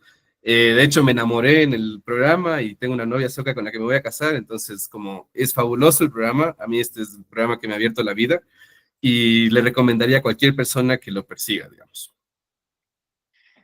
Buenísimo, Juan. Estamos acá los que nos enamoramos durante Erasmus Mundus. Yo también. Yo no solo me enamoré, tuve un hijo, ahora estoy acá viviendo. Así te cambia la vida Erasmus Mundus. No es menor el cambio de vida. Buenísimo, qué chévere todo lo que cuentas. De hecho, yo puedo confirmar que Irlanda, bueno, yo no estuve mucho tiempo, estuve en Dublín por unos días el año pasado, pero la vibra me encantó, la gente además súper abierta, me dejaron entrar sin visa, yo no sabía que necesitaba visa para Irlanda y me mandé nomás y me dejaron entrar, fue muy súper chévere, en verdad me gustó bastante a nivel cultural. No he vivido en Italia, no he vivido en España, pero bueno, creo que todos sabemos que es a nivel de experiencia excelente. Buenísima tu experiencia y tu intervención. Ya he visto que Julie ha estado respondiendo varias de las preguntas en el chat. No sé si alguien más tiene preguntas. Podrían levantar la mano y podríamos verlas. Tenemos todavía... Perdón, solo... ¿Sí? Sorry, Juan. Sí, continúa. Sí, perdón, que vi que Felipe Velasco escribió sobre el housing. Quería explicar un poquito esta parte. ¿Puedo? Vale. Un minuto. Sí. Tú Bueno, la mejor que yo. universidad... en Irlanda, la universidad tiene como un acuerdo con el housing propio de la universidad y nos dan un housing que es mucho más barato que el housing que se encuentra en Dublín. Bueno, si los que saben un poco de Dublín tienen un problema grande con housing, entonces que eso esté resuelto es bastante. Luego en Italia y en España es relativamente simple porque León es una ciudad que está hecha para los estudiantes, entonces hay housing para estudiantes designado para estudiantes y también se puede conseguir un piso por un semestre. Yo personalmente cogí un piso con uno de mis compañeros del Erasmus y nos salía muy barato, o sea, pagamos algo así como 350 euros cada uno por el piso. Y de ahí en Italia igual hicimos lo mismo y cogimos este piso frente al mar. Pisa es un poco más complicado, por eso nos fuimos a vivir afuera de Pisa, pero no hay problema con el housing, digamos. Genuinamente el programa tiene resuelto y siempre te brindan opciones que también son como, por ejemplo, opciones institucionales. Entonces la Universidad de Pisa, antes de llegar, nos mandó algunas opciones de dónde vivir. Perdón. Vale, no, buenísimo. El housing siempre es uno de los principales concerns, digamos, de los estudiantes, porque a veces, sí, pues es difícil llegar y conseguir un lugar, sobre todo si no conoces el mercado, no conoces dónde buscar y tampoco, pues, sabes en quién confiar realmente bastante. Pero, ok, tenemos algunas preguntas de, Jesús Gáfaro. Sí, gracias, Viviana. Okay, I think I'm going to switch to English. So essentially, I've been reading through the information on the website, and I am a law student. I should be graduating next year, and since there's no age limit, I was wondering if an ideal age for the application, taking into consideration that by the time I graduate, I won't have as much experience since I have only been working as a lawyer for around a year now. Hope that's clear. Yeah, that's no problem. So for age, so just to give you an idea, so the cohort that we had that just started, that it's in their first year, our youngest student is 21 and our oldest student is 53. So that gives you an idea of the age. So you're not too young and you're not too old for EMILDAI. We definitely have people that came straight from bachelor's with no work experience, but just have a really strong understanding of who they are and what they want, and that really impressed us. And we have people that have been working for 20 years and now are like, I want to specialize and I want to do something different, and are back to studying. So it's very unique, and we mostly look at your motivation and why you're doing it more than your age. For us, we love a really good mixed group.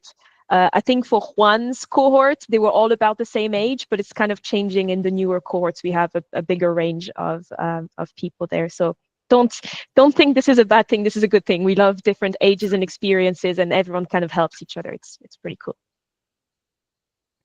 Okay, thank you so much.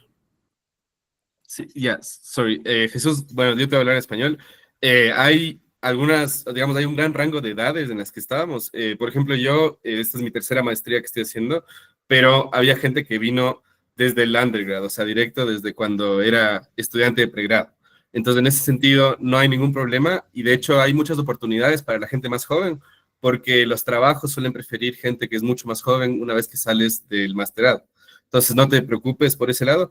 En mi generación sí hubo una persona que tenía como 39 años y, digamos, también la universidad, me olvidé de explicar esto. Hay la posibilidad de hacer investigación con el Centro de Derecho y Tecnología del DCU Research Cluster, porque mi interés en la vida es ser investigador en inteligencia artificial. Y, de hecho, la universidad me abrió las puertas y pude investigar con el director del programa. Entonces, hay muchos chances para la gente joven o mayor o adulta. Y tampoco hay ningún problema, o sea, es decir, solo es qué tantas ganas tienes de que las cosas funcionen. Buenísimo.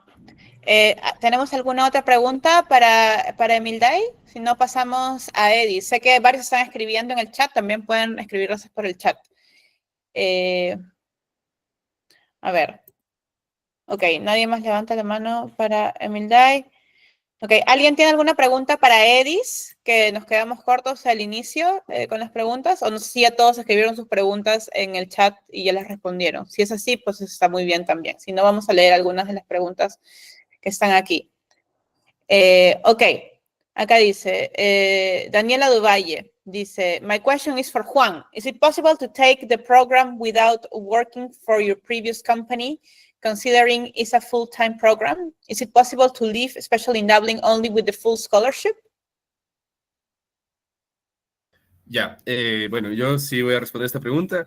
Yo cuando me fui de Ecuador era socio de mi firma jurídica, digamos, de mi estudio jurídico, y seguí trabajando remotamente en Irlanda. Sinceramente, es súper sacrificado estudiar y trabajar al mismo tiempo. Sí se puede, porque las clases, digamos, del masterado se dan usualmente en la tarde en Irlanda. Sí se puede trabajar, pero el problema es que si el trabajo lo tienes en Latinoamérica, las horas de trabajo con las horas de estudio se overlap, o sea, se ponen encima la una de la otra, digamos. Entonces el tema es que si es que tienes más libertad de trabajo, como yo, que era mi propio jefe, sí puedes trabajar, pero no se recomienda, digamos. Si es que tienes la beca, con la beca es más que suficiente. Sí es apretado, no es que vas a tener una vida de ir al cine todas las semanas, pero digamos, sí se puede vivir tranquilo, o sea, no hay ningún problema. Y Irlanda tiene un montón de planes que ofrece, que son baratos o gratis, o hay conciertos, o puedes ir a un pub y tomarte una cerveza y hay música en vivo, o hay cosas así. Entonces, no, de esa parte, digamos, de la vida social, no se preocupen. Y además, usualmente las cohortes son súper unidas, entonces, digamos, con tus compañeros siempre vas a tener cosas que hacer. En la universidad, digamos, en DCU hay una cosa que se llama el New Bar, que es un bar donde la gente puede estar y es más barato para los estudiantes. Entonces, opciones, digamos, de vivir tranquilo, o sea, no se vive con las justas, pero se vive como bien, digamos, o sea, como regular. Eso. Eso es importante resaltar, o sea, la beca está pensada para cubrir tu vida, o sea, no haces, dinero no te va a faltar en ninguno de los lugares a los que vayas, eso está determinado, o sea, eso está pensado al momento de la Unión Europea, de la Comisión Europea, definir el monto de la beca, ¿no? Obviamente hay países que son más caros que otros, naturalmente, pero normalmente esos países, sobre todo los que tienen una política bien fuerte para estudiantes, como por ejemplo Finlandia, los nórdicos en general, bueno, también Irlanda, tienen precios especiales para estudiantes. Entonces, tú tienes la calidad, o sea, tienes digamos, el rango, la denominación de estudiante, vas a poder acceder a precios especiales, descuentos, promociones, etcétera, que también pues están pensados justamente para hacer de la vida más accesible, ¿no? Perdón, Sí, solo Juan. quería agregar una cosa, me olvidé.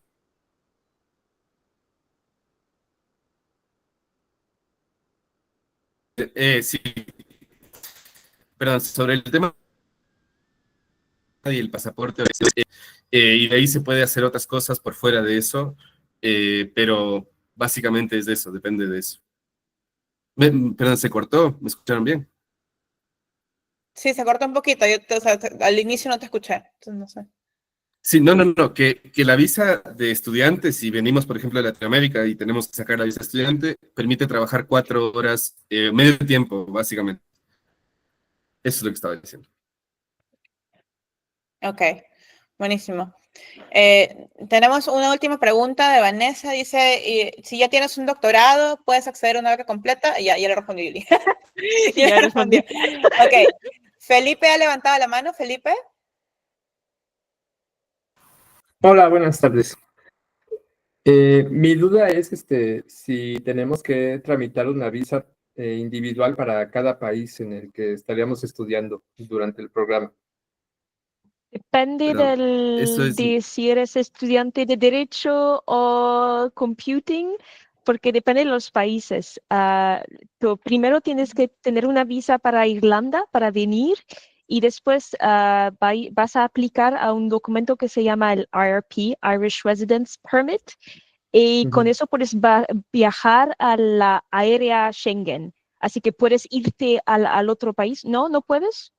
Juan, No, perdón, dime, Julie, no sí, sé. perdón, sí, es que el problema es que como ecuatoriano, no sé, depende del país, pero por ejemplo en Latinoamérica, Ecuador y Bolivia básicamente necesitan una visa para todos lados y no tenemos una exención Schengen. Entonces, en ese sentido, si eres peruano, puede ser que sí puedas viajar al área Schengen sin visa, pero para la gente que es de estos dos países, específicamente Ecuador y Bolivia, necesitamos una visa aparte para ingresar al área Schengen. El IRP no nos permite ni ingresar a UK ni ingresar al área Schengen, y Irlanda está fuera del área Schengen. Entonces, por eso necesitaba Viviana una visa para entrar ahora que fue a Dublín. Y en ese sentido, pero el programa tiene, digamos, un acuerdo y hay una directiva especial, específica para los Erasmus, que dice que con el permiso de residencia del primer país puedes ingresar al segundo y al tercero. Yo tuve problemas cuando fui a Italia, porque sí logré sacar la visa a España, pero luego cuando ingresé a Italia, ingresé con la visa española, y me dijeron que el primer documento es el que vale. Entonces, mi permiso de residencia irlandés, que yo había renovado, se hizo válido en Italia, y me dieron el permiso de residencia italiano, o me hicieron el proceso para conseguir permiso de residencia italiano. Eso, y digamos, si vienes de otro lado, para Francia, las amigas que estuvieron en Francia, que eran de Brasil, por ejemplo, algunas, tuvieron un problema similar y se les resolvió igual, se les dio una visa de estudiante en Francia y se quedaron todo el año con la visa de estudiante. Así que, pero no te preocupes, que el programa te ayuda a gestionar esa parte. Si tenemos Gracias. personas aquí en Irlanda, yo voy a ayudar a los estudiantes que llegan a Irlanda, y después en cada país tenemos como un coordinador que va a ayudar con los problemas administrativos. Así que eso ayuda también. Pues ayudamos como podemos. A veces con la inmigración y todo puede ser un poco difícil, pero intentamos. Ok, cool. Tenemos dos preguntas más de Brenda. Brenda Jocelyn Valdés, primero. Hola, gracias, Hola. muchas gracias. Mi pregunta es para Julie y para Juan del programa EMILDAI. Este sería mi segundo año intentando entrar. El primero sentí que por ahí a lo mejor me faltaron algunas cosas, y este año me dediqué más a reforzar todos los temas de ciberseguridad, inteligencia artificial. Ya tomé varios cursos e incluso ya soy analista junior de ciberseguridad. Sin embargo, en el tema laboral no me dedico a ciberseguridad. Estoy más enfocada en el área de marketing. Sin embargo, también tengo 2 licenciaturas, una en Derecho y una en Negocios Internacionales, pero pues específicamente en el área profesional, o sea, no me estoy enfocando. ¿Creen que haya como algún problema, o más bien no destaco esta parte profesional tanto en mi postulación? ¿Alguna recomendación que ustedes me quieran dar? Pues te puedo recomendar, si tienes como ese conocimiento, pero de marketing con tu trabajo y todo, pero tienes esos cursos de ciberseguridad en tu personal statement, explica por qué ha pasado eso y cómo ves tu futuro en el trabajo, y cómo los dos ámbitos, las dos cosas, pues funcionan para ti como individuo, porque es lo que nos gusta. Porque a veces vemos a aplicaciones o candidatos que trabajan en algo, pero tienen conocimiento en otra cosa, pero en el personal statement pues no sabemos por qué y por qué quieren hacer EMILDAI, como EMILDAI ya está dentro de todo eso, y eso es lo que nos gusta. Así que en tu personal statement, si puedes como poner el enfoque en el cómo funcionan todos los elementos, eso nos gusta mucho. Así que si lo puedes hacer así, vas a tener mucha suerte para tu aplicación. Perdón, y yo solo quería agregar ahí que cuando apliqué, por ejemplo, yo tampoco es que trabajaba como abogado, pero no dentro de un montón de cosas de AI. O sea, por ejemplo, no había trabajado en nada de AI. Pero si explicas por qué quieres llevar tu carrera hacia un cierto lugar y por qué has tomado estos cursos y cómo esos cursos tienen sentido hacia la carrera que quieres formar, por ejemplo, eso sí ayuda a que te tomen más en cuenta. Muchas gracias. Listo, tenemos a Manuel Ríos. Sí, ¿qué tal? Buenas tardes. Mi pregunta es acerca si se tiene la intención de llevar a una pareja, digamos, a los países, ¿qué tan viable es sacar una visa para algún familiar o cónyuge en este caso? Sí, Juan. Sí, bueno, yo te voy a contar la experiencia de otros amigos que llevaron a sus parejas. Tengo un amigo que estaba casado y se casó con su pareja justo para poder ir a Irlanda, y les dieron la visa a los dos. Bueno, de hecho él era español, pero ella no tenía la residencia española todavía, entonces fueron hasta Irlanda sin que ella sea española, y no tuvieron ningún problema en que le den la visa. Sé que en la segunda cohorte hay alguna gente que llevó a sus parejas y no han tenido ningún problema, En general es solo un tema de aplicar correctamente y te van a aceptar, digamos. Y si tienes la beca, eso cubre, digamos, cubre la residencia para los dos, porque la universidad, perdón, esto es importante, el housing de la universidad también tiene lugares que ofrecen double beds, que son como apropiados para llevar a tu esposa y vivir ahí. Y entonces, o a tu pareja, no sé, perdón. Y entonces, en ese sentido, hay, digamos, opciones de que eso funcione bien. No hay ningún problema. Y luego en la movilidad hacia España e Italia tampoco va a haber ningún problema si es que se hacen las cosas, o sea, si es que se aplica a la visa adecuadamente y a la movilidad de los otros países adecuadamente.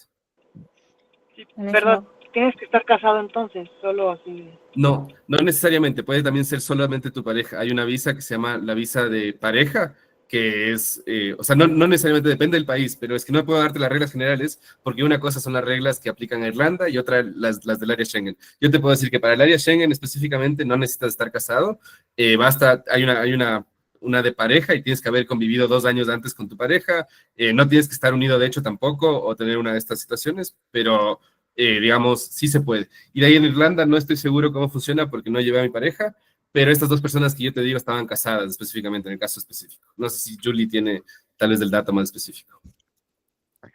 No tengo ningún dato específico, pero creo que es más fácil si puedes también explicar que eres pareja, si tienes como un documento similar, como ha dicho, para pues mostrar que han vivido juntos, por eso es un poco más difícil, un poco más fácil para entrar a Irlanda.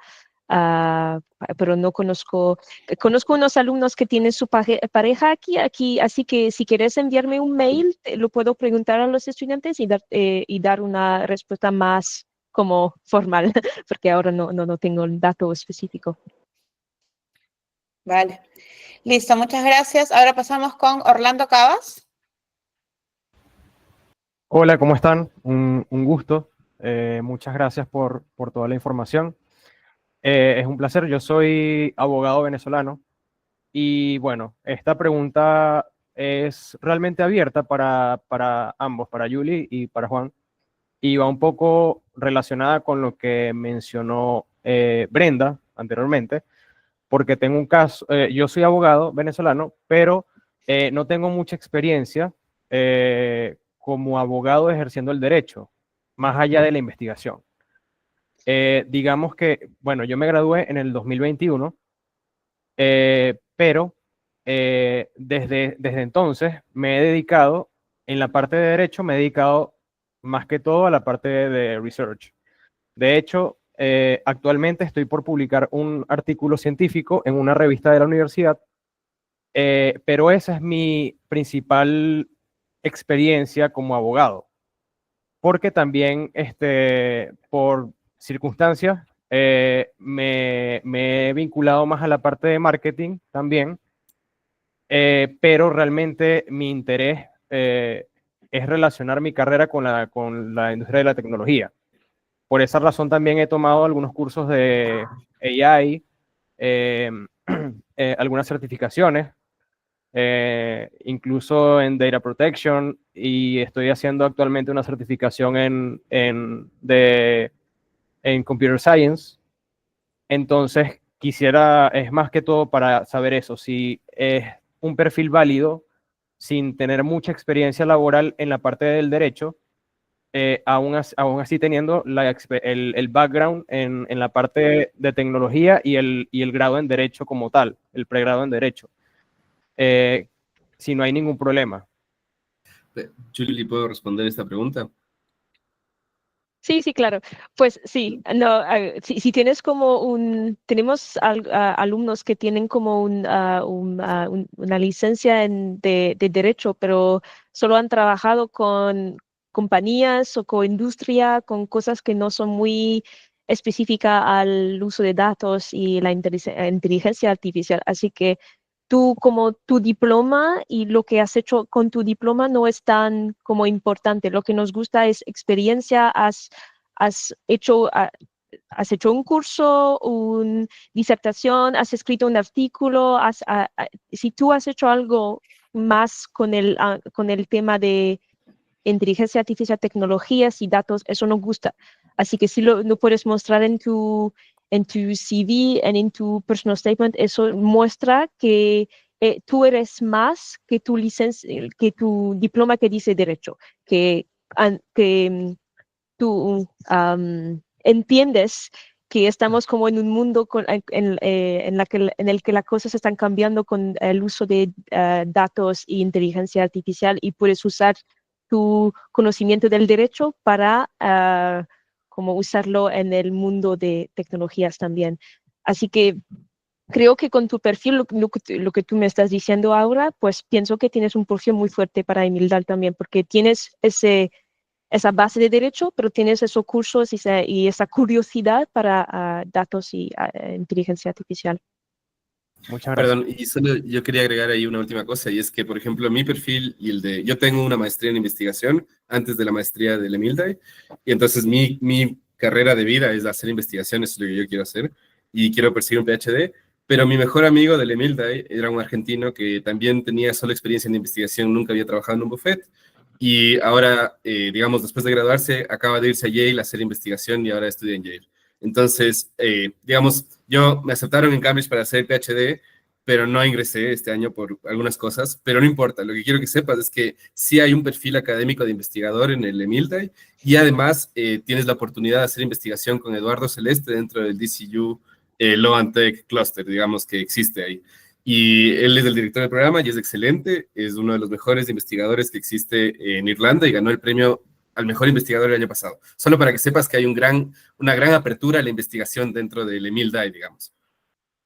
Ok, muchas gracias. Gracias. Buenísimo. Tenemos a Alejandro Hidrobo. Hola a todos, buenas tardes. Habla Alejandro Hidrobo desde Colombia. De antemano, Viviana, felicitarte por este espacio tan chévere y para todos los que tenemos como las ganas y curiosidad de poder aplicar a esta oportunidad. Tengo dos preguntas. Quisiera un poco de apoyo con respecto al tema de las cartas de recomendación, en específico la académica. Yo soy profesional en marketing, sin embargo me gradué hace aproximadamente 3-4 años, y en la universidad que estoy, pues intentando buscar esta carta, tengo de pronto el apoyo del decano, pero no de pronto el apoyo de uno de los profesores que me conozca, pues, y que siento que podría dar, pues, como una mejor visión de mi desarrollo en la universidad. Entonces, por la parte de la carta de recomendación laboral no tengo inconveniente. Ya llevo laborando 5 años en una compañía, pero la carta académica sí me tiene pues como pensativo, porque la verdad no sé cómo a quién recurrir, no sé qué tanta importancia pueda tener esa carta. Y la segunda pregunta es que yo actualmente estoy cursando pues inglés en aras de ver que este es uno de los requisitos más importantes y obviamente también para mi formación profesional y personal, pero voy más o menos en B1. Veo que, por ejemplo, en Duolingo hay una certificación que se debe alcanzar cierto puntaje. Estoy preparándome para realizarla, pero no sé si debo aplicar sí o sí con una carta de Duolingo que diga que logré conseguir los 120 puntos, que creo que es que se exige para estas oportunidades. Muchísimas gracias y estoy muy, muy pendiente de sus respuestas. Gracias. Para la carta de recomendación, si es mejor para ti darnos 2 cartas de recomendación laborales, está bien, no pasa nada. Tenemos alumnos que no tienen ninguna experiencia profesional y nos han dado 2 cartas académicas. Así que esto funciona, no pasa nada. Si es mejor para ti y la gente te conoce mejor en tu mundo laboral, pues 2 cartas laborales están bien también. Para el Duolingo y el inglés, tenemos estudiantes que nos han dado un certificado Duolingo de B1 o B2 o un poco menos de 120 puntos cuando han enviado su aplicación, y si están muy buenos durante sus entrevistas y pueden ser aceptados también en el programa, pero tienen que darnos un nuevo certificado antes de empezar el programa para mostrar que que su nivel ya ahora está el nivel que necesitamos en DCU. Así que tienes un poco más tiempo para preparar para tener los puntos necesarios para el programa. No sé si ayuda, pero tenemos unos estudiantes que les faltan unos puntos, fueron aceptados y nos han dado un otro certificado con los puntos que les faltaban. Así que quizás eso ayuda. Muchísimas gracias. Gracias, Julie. Gracias, Juan. Tenemos una última pregunta de Enrique Espinosa y con esa pregunta vamos a cerrar porque ya estamos con la hora. He visto que en el chat han estado preguntando bastante para EDiSS también y también hay para NeuroData, me parece. Así que con la pregunta de Enrique cerramos. ¿Enrique? ¿Enrique? Ok, creo que Enrique. Perdón. Sí. Okay, Enrique. Hola, Okay. Enrique. Ya va un poquito relacionado con la pregunta que había hecho Brenda, pero más general. Vamos a decir que sí tengo varios cursos con las áreas que piden algún máster, pero si en estos 2 o 3 años he trabajado en un área completamente diferente y que no tiene relación con el máster al que estoy aplicando, ¿debería de omitir esta experiencia laboral en el CV? No, perdón, no, lo que tienes que hacer es orientar y explicar por qué Explicar no, por qué, claro. por qué tuviste esa experiencia laboral. Tal vez no hay más oportunidades laborales en tu país. O sea, por ejemplo, en Ecuador, el 70% de la gente está en desempleo, entonces no hay otras oportunidades laborales. Entonces puedes explicar y decir, esta es la razón y he tomado estos cursos porque quiero que mi carrera vaya hacia este lugar. Y explicas cómo esos cursos ayudan a que tu carrera se direccione hacia allá, digamos. Sí, y ese es un tip para todos, o sea, ese es un tip transversal, ¿ya? Porque me ha pasado también, o sea, alumnos que han venido conmigo me preguntan, oye, me pasa ahorita justo con un estudiante que se ha ido a hacer un gap year en Australia porque entró en crisis existencial, quería cambiar de carrera, cambiar de rumbo de carrera y se fue un año a Australia para aprender inglés. Eso, pues, es parte de tu historia de vida, ¿no? O sea, hay una razón por la cual tú tomaste esa decisión, hay algo que te llevó a eso, entonces eso es lo que tienes que explicar. No se trata de omitir, se trata de argumentar bien por qué has tomado las decisiones que has tomado y cómo todo eso se alinea finalmente para que ahora tu decisión de hoy sea postular este programa con los incentivos que tienes o con las motivaciones que tienes, ¿no? Vale. Muchísimas gracias a todos. Yo voy a pedir, ya que ya estamos finalizando la sesión, voy a pedir que las personas que todavía estén aquí, si quieren prender su cámara, es el momento de tomarnos la foto de rigor. Es el momento de tomarnos la foto de rigor. No sé si Sebastián is still here or he went to bed already because it's kind of late. I know in Finland, Bogdan is still here. I see him. Okay. Yes. Carlos, Nicolás, Víctor, toda la gente chévere que se ha unido hoy día para esta sesión que ha estado súper interesante y súper participativa. Vamos a tomarnos una fotillo. Voy a hacer el screenshot de rigor. Vale, va la foto en 3, 2, 1, sonrisas, smile. Okay, great. Thank you very much to all the participants. Thank you, Ina. Thank you, Sebastian. Thank you, Julie. And thank you to all the students that were here today. It was my pleasure to have you. I hope that you have connected with a lot of doubts and questions from Latin American audience and Latin American applicants. I'm sure a lot of people who are present today here will be in your info sessions that are going to be in depth about each of your programs. So that's a great thing. Y para los participantes, estos espacios están justamente hechos para eso, ¿no? Para compartir, para que puedan ustedes conectar mejor con las personas de los programas que les interesan, conectar tanto con la parte administrativa, con las personas que saben cómo funcionan estos programas por detrás, con quienes van a elegirlos, con quienes van a seleccionar a los becarios, pero también con quienes ya han pasado por ese proceso, hay quienes les pueden dar muchos tips. Antes de cerrar, tenemos unos minutos. Yo quería preguntarte algo que no me ha preguntado nadie. Quiero dirigir esta pregunta a los estudiantes de EDiSS.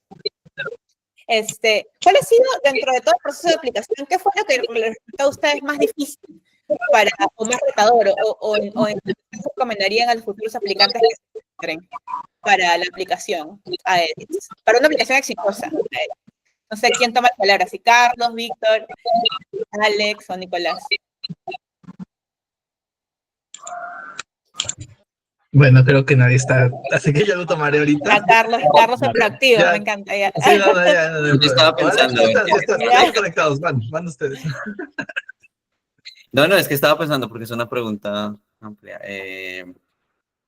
No sé, pues yo creo que en el video motivación supongo que pues nosotros mismos no sabemos cuáles son los parámetros que ellos usan para calificarlo, pero pues el hecho de que uno tenga, digamos, la mínima presencia y la mínima capacidad de expresar las ideas de lo que uno quiere decir y quiere expresar es importante para el programa, porque pues en el programa no solo, pues digamos, creo que se necesita alguien que sea muy bueno con el software o alguien que sepa hacer las cosas, sino alguien que sepa comunicar, porque pues al fin y al cabo la ciencia de datos, que pues es, digamos, la parte fuerte del programa, es más bien lo que se comunica de los datos, opino yo. Entonces, pues creo que eso es importante, diría yo.